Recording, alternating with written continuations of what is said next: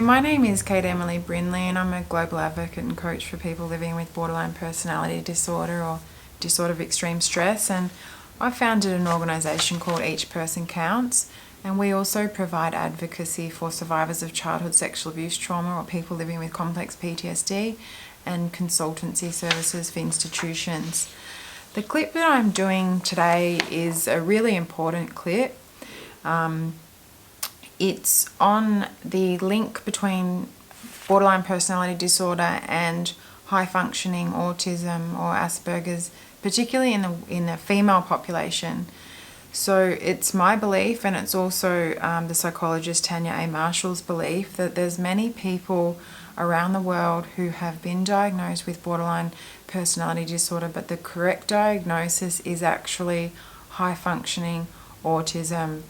And she has got a book, which is a fantastic book. If you suspect that you may be neurodiverse, or you are a parent, carer, or friend of someone who has been diagnosed with borderline personality disorder, and you think that they may actually be on the spectrum or be neurodiverse, the best book that you can read is Tania Marshall's book, Am An Aspien Women.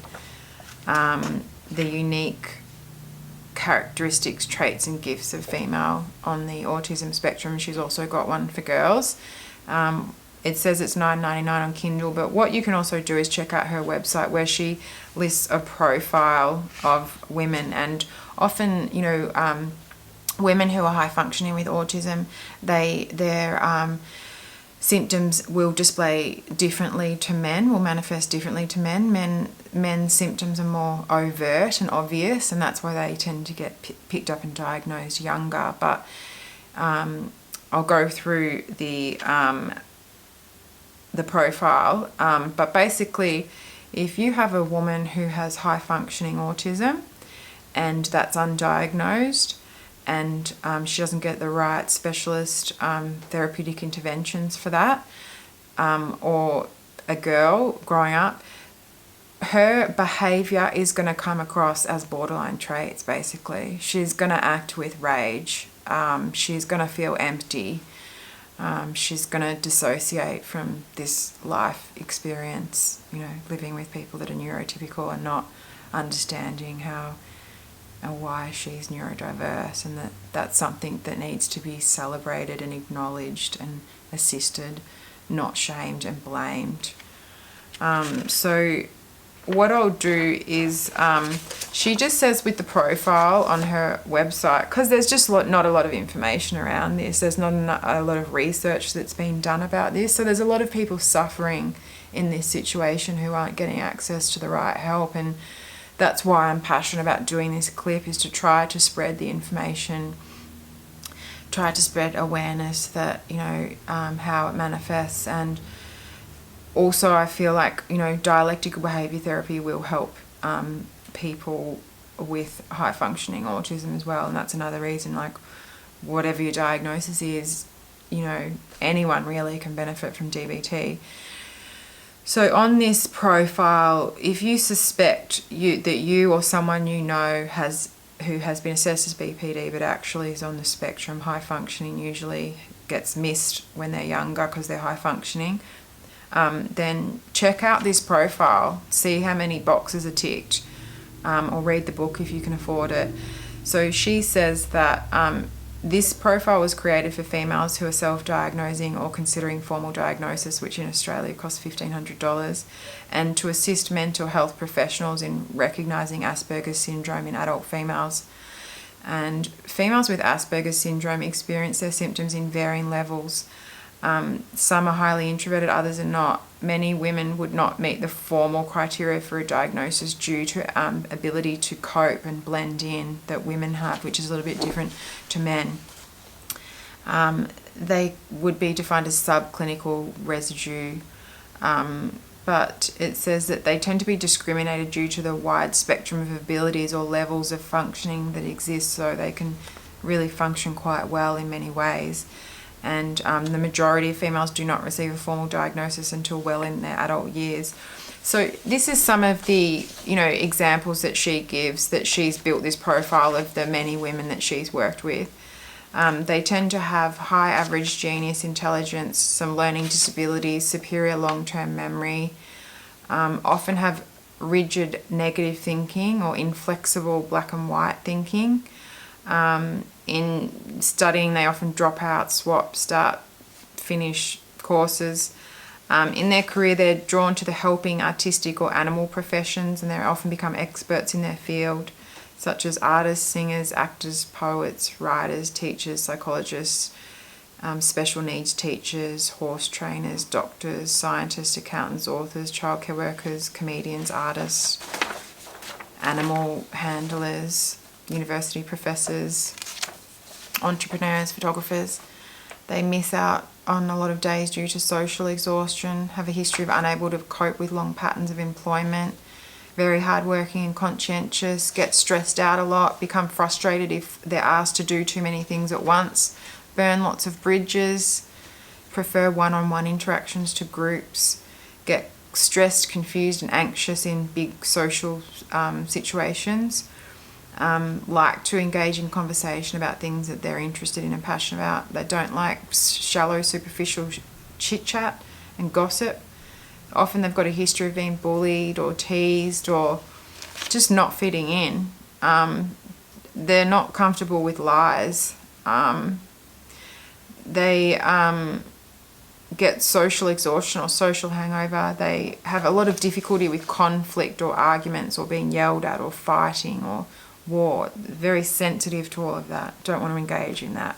Get overwhelmed by that. They can have difficulty asserting themselves or asking for help, setting boundaries. They may need to drink to be able to kind of relax and socialise. They may get bored in social situations, prefer to be engaged in things. Maybe the black sheep may be seen as odd, eccentric or weird.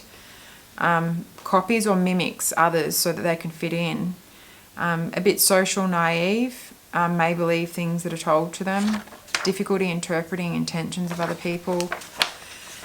Some can have difficulty communicating their feelings or may offend others by what they say or think, may point out other people's mistakes, give too much detail, ask embarrassing questions, have unusual voice in tone and pitch, take things literally, talk too loudly or too softly or be unaware that they're doing that. Highly sensitive, this is a big one, highly sensitive, may not be able to listen or watch the news, listen to the radio, read the newspaper, watch violent shows, horror movies, hurt or injured animals, and they have a strong sixth sense or, they have a... Sorry, my battery just went flat, so take two. People can also, or women in this instance, have a lot of sensory sensitivities, so hearing, vision, taste, touch, smell, balance, movement, intuition. They may be very sensitive to pain. They may be clumsy or uncoordinated or dislike loud noises. And women who are parents with high-functioning autism can find it very difficult to cope with children that are crying or screaming or making loud noises. They may be sensitive to clothes and how they feel, or be withdrawn, isolate herself, feel overwhelmed by all of her senses, and not like to be hugged or cuddled or held, or can be upset or distressed when following a familiar route, not being able to follow a familiar route. So in social situations, women can get easily overwhelmed and withdraw, and also feeling hungry can affect their mood or ability to focus, and have a real kind of fine sense and enjoy the delicate things in life, taste, scent, sounds, works of art, music. So research has shown that brain scans point to an enlarged amygdala in the intense emotions of anxiety and anger, and women with high-functioning autism can have that. They can also have auditory processing issues, and usually has executive functioning difficulties, so time management, planning ahead, organisation, may rock leg, bounce, fidget or movements, twirl hair, stroke fabric, self-soothe a lot, May be highly sensitive to medications, caffeine or alcohol. So when taking those type of substances, have really quite a strong reaction or withdrawal reaction, more so than someone who's not on the spectrum. Also, they often have a lot of allergies or intolerances, such as gluten, wheat, dairy, or gut issues. Also may have sleep difficulties, prefer to stay up and be creative at night. Often they have a physical appearance where they dress differently from their peers. They can be eccentric, or dress more for comfort, or dress over the top, or they can try to fit in. And often they look younger than their actual age, and they might have a special interest in fashion or femininity. And with their lifestyle, they like quiet, solitude, peaceful surroundings often.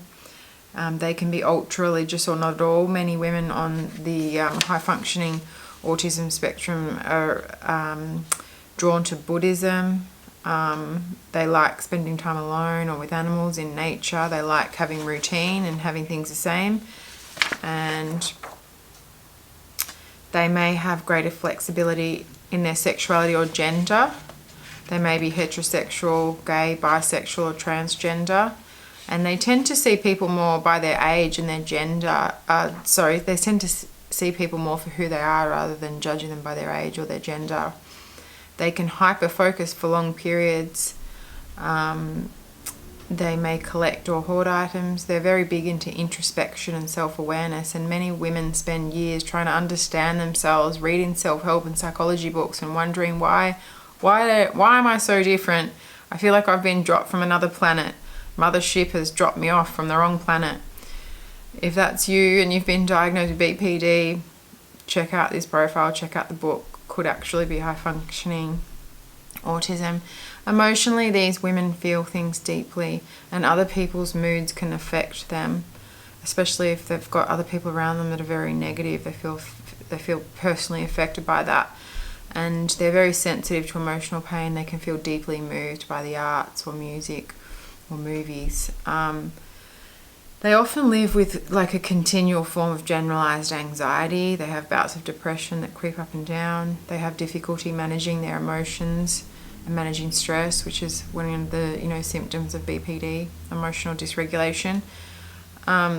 They can often be emotionally too honest, too intense. They can be too sensitive, or they can be too empathetic. They can be really sensitive about issues to do with justice or the earth or people or advocacy or animals. They really like fighting for the underdog.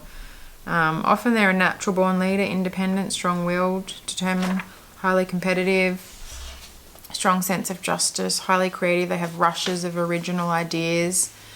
They don't like change. They can be sensitive to criticism.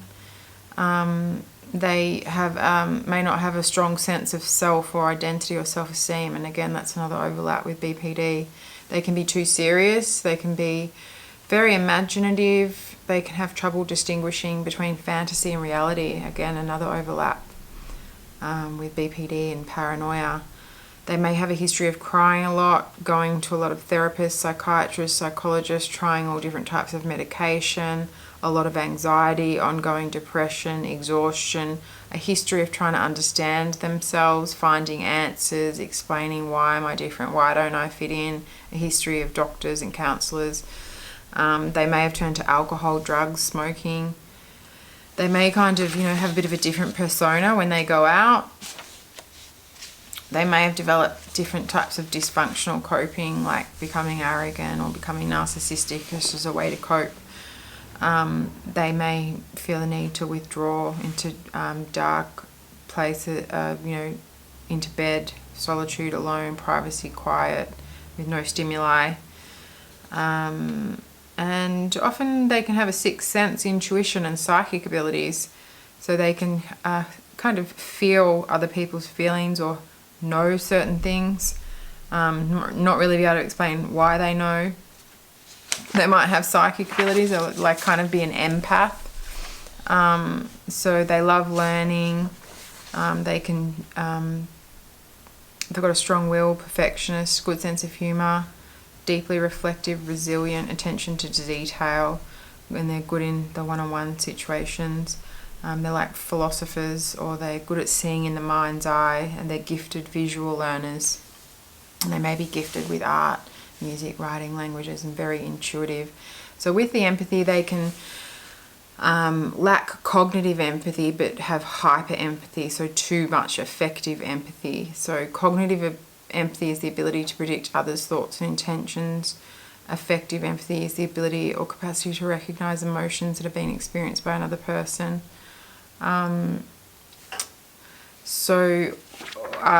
There's a kind of stereotype that people who are on the spectrum aren't able to empathise, but according to Tania Marshall, who is a specialist and a psychologist in the area of high functioning autism with women, that's not true. Women who are high functioning and neurodiverse can actually be quite empathetic.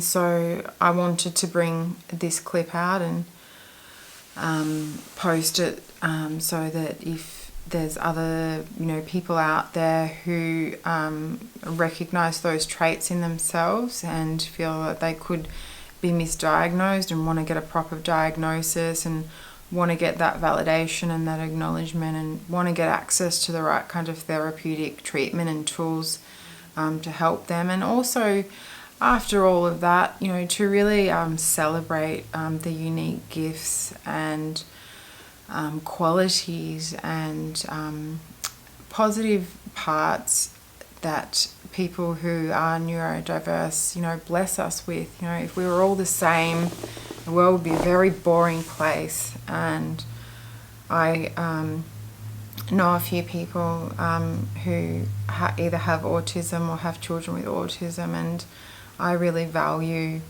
their neurodiversity and the way that they experience the world and see the world and relate to other people, which is often from a really beautiful place. And I think that as a society we have a lot to learn from embracing neurodiversity.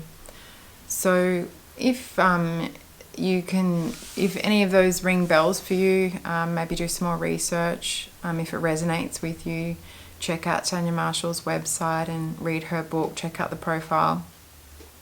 And if you know anyone who you feel may benefit from this clip, please forward them the link.